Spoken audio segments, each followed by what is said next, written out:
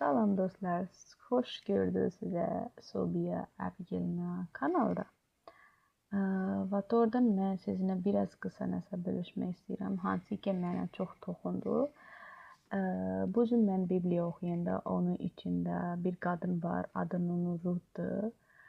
Və onun həyat çox çətinlik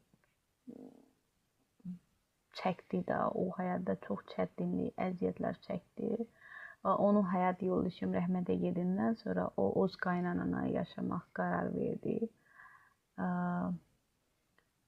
Və oradan o öz qaynanana dedi ki, sən hara gedəcəksən, mən də ora gedəcəm. Bu söz mənə çox böyük belə bir həyatda necə demək olar ki, toxundu ki, bir insan öz həyatına fikirləşmir, amma başqa insanın həyatına fikirləşib ki, və onunla yaşamaq qərar verdi ki, mən bütün həyatı onunla yaşayacağam. Bu asan bir şey deyildi, amma burada 2-3 dənə şey var. Birinci o öz ailənə necə sadiq idi. Birinci o Rəbbə necə sadiq idi və o öz ailənə necə də çox istəyirdi ki, onunla ayrılmaq istəmirdi. Və doğrudan çox vacibdir ki, biz Rəbbinə sadiq qalaq. Birinci, ikinci biz öz ailənə sadiq qalaq. Üçüncü də zaman bu günahlı dünyadır və burada hər şey perfect ola bilməz.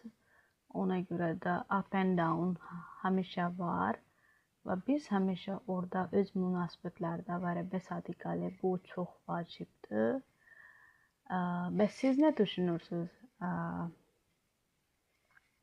Bu hekayət sizin həyatda necə təsir eləyib? Kommentlərdə yazarsınız. Və ikinci də